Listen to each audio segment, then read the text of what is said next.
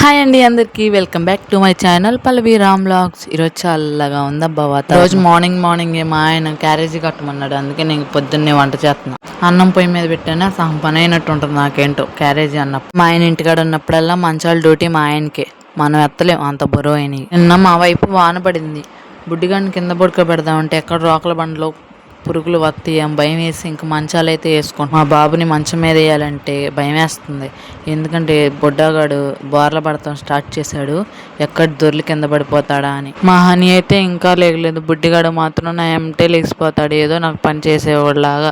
ఆ బుడ్డిగాడిని పట్టించుకోవట్లేదని ప్రతిసారి నేను ఉన్నానని గుర్తు చేస్తూ ఉంటాను. పొద్దున్నే లేచి పని అంతా చేసేసుకుందాం అనుకుంటా, అసలు అవ్వదు. ఎంత పొద్దున్నే లేచినా అదే టైంకి అయ్యిద్ది, లేట్గా లేచినా అదే టైం అయ్యిద్ది. ఒక్కొక్కసారి అయితే నేను టిఫిన్ చేసేపాటికి 9-9:30 అయ్యిద్ది, నేను తినేపాటికైతే 2-1:30 అలా అయ్యిద్ది. నేను ఎప్పుడైతే నోట్లో ముద్ద పెడతానో వాడికి అప్పుడు ఆకలి అయ్యిద్ది. తినేది పక్కన పెట్టేసి వాడి దగ్గరికి వెళ్ళి పాలు ఇచ్చి కొంచెం సేపు ఆడుకున్న తర్వాత మళ్ళీ తినడానికి అన్నం ప్లేట్ దగ్గరికి వచ్చేపాటికి ఇంట్రెస్ట్ కూడా పోద్ది, ఆకలి కూడా చచ్చిపోద్ది. ఒక్కొక్కసారి బ్రహ్మ గమనిస్తూ ఉంటాడంట, ఆకలి కావాలా బిడ్డ కావాలా, ఏ తల్లైనా బిడ్డని చూసుకునేది. అలాగే నేను కూడా. మా బాబు గురించి ఇంకో విషయం చెప్పాలి. సరిగ్గా జూన్ నెల పోయిన సంవత్సరం 1వ తారీఖున నేను ప్రెగ్నెంట్ అని తెలిసింది.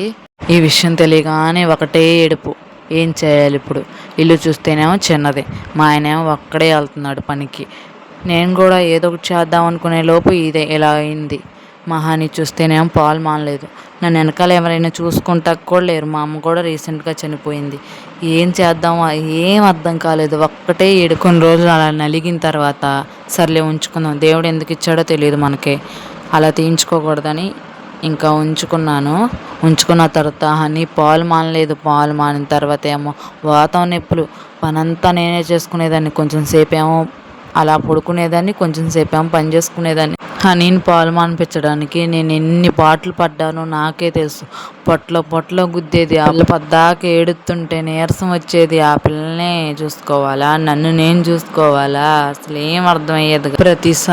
ప్రతిరోజు మా అమ్మ గుర్తొచ్చేది, ఉండుంటే బాగుండు అని. దేవుడు మా అమ్మని మా దగ్గర నుంచి ఎందుకు దూరం చేశాడో తెలియదు, కానీ ఎన్ని పడాలో అన్ని పడుతున్నాం. తల్లి తండ్రి లేని పరిస్థితి ఎవరికి రాకూడదని రోజు ఆ దేవుని కోరుకుంటా ఉంటా. నాకు తెలుసుగా బాధ. ఆ దేవుడి దయ వల్ల, మా అత్తోళ్ళ దయ వల్ల ఎలాగోలా ఆ గండాన్ని కట్టెక్కా. మనకి వంటగది నీట్గా లేకపోతే అసలు పని చేయదు బొర్ర. ఈ గ్యాస్ కట్ కాడ ఈ గదిని ఊడ్చిందని ఊడ్చినట్టే ఉంటా, తుడిచిందని తుడిచినట్టే ఉంటాను. 2 రోజులకు ఒకసారి కాయిలిన్ వేసి తుడిస్తే చాలా నీట్గా ఉంటుంది గ్యాస్ కట్టు. రోజు కూరగాయలు తిని నిజంగా బోర్ కొట్టి ఇంకా కొబ్బరి పచ్చడి అయితే చేసుకుందాను, కొబ్బరికాయలు అయితే తెమ్మన్నాను, తీసుకొచ్చాడు. కొంచెం నాకు నిజంగా చెప్పాలంటే తేలిక కూడా అయింది పని. నేను ఏ పని చేసినా మా బుడ్డిగాడు ఇద్దరు ఏదో ఒక్క చెయ్యాల్సిందే, లేకపోతే ఆ పని జరగదు, అది ఎదరికి వెళ్ళదు. మా బుడ్డోడు కింద పడుకోబెడతామో ఒక్కొక్కసారి ఏడుస్తాడు. ఇలా ఎత్తుకుని వంట చేయాలంటేనేమో కూర మాడిపోద్దాము, ఉల్లిపాయలు మగ్గాలి, ఆ వాసన అంతా బుడ్డోడికి గొట్టులాగా వచ్చిద్దామో అని ఇంకా కట్టేసి బయటకు వెళ్తాను. తాలింపు వేసినప్పుడల్లా, కరివేపాకు వేసినప్పుడు ఆ చిటపట్లు, ఆ స్మెల్ ఎంత బాగుంటుందో.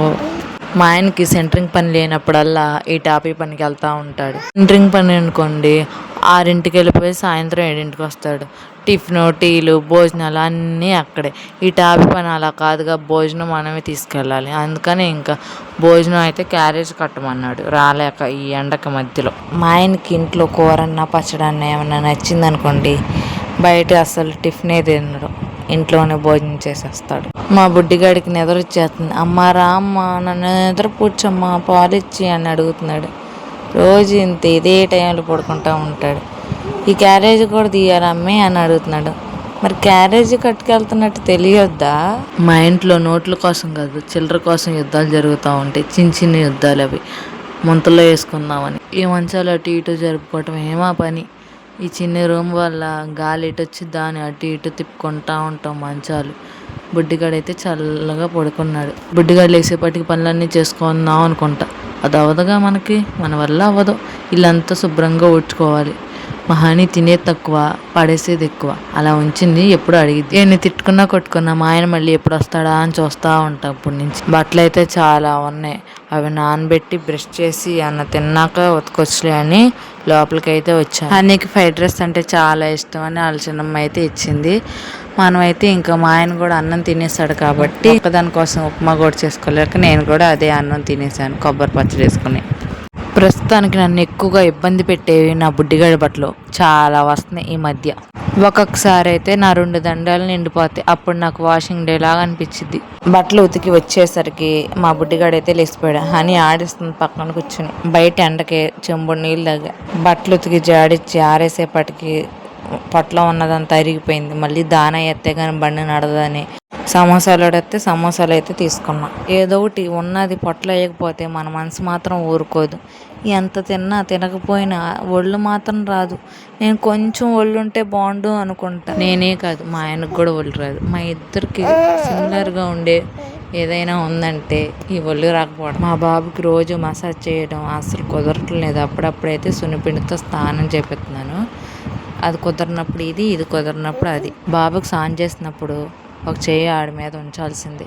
బాగా నిగుడుతున్నాడు, కింద ఎక్కడైనా జారి పడిపోతాడని భయంతో రోజు అలా స్నానం చేపిస్తాను. అక్కకి తమ్ముడికి ఇద్దరికి స్నానాలు అయిపోయింది. రెడీ చేస్తా ఇద్దరు సహం పని అయిపోయింది. ఈరోజు మాత్రం మళ్ళీ సాయంత్రం ఉంది. ఈ పని తాకిడి తట్టుకోలేక ఏదో ఒకటి మేస్తానే ఉంటా నేను. హనీకి ఆకలిసినట్టుంది అన్నం పెట్టమంది. హనీ తల్ల పేలున్నట్టుంది, గొక్కుంటుంది పాపం. ఈ వీడియోని కంటిన్యూ చేస్తా. నెక్స్ట్ వీడియో అప్లోడ్ చేస్తాను నా ఛానల్లో. నచ్చితే లైక్ చేయండి, షేర్ చేయండి, సబ్స్క్రైబ్ చేసుకోండి. నన్ను ఏమైనా అడగాలంటే కామెంట్ చేయండి. నెక్స్ట్ వీడియోలో రిప్లై ఇస్తాను మీకు.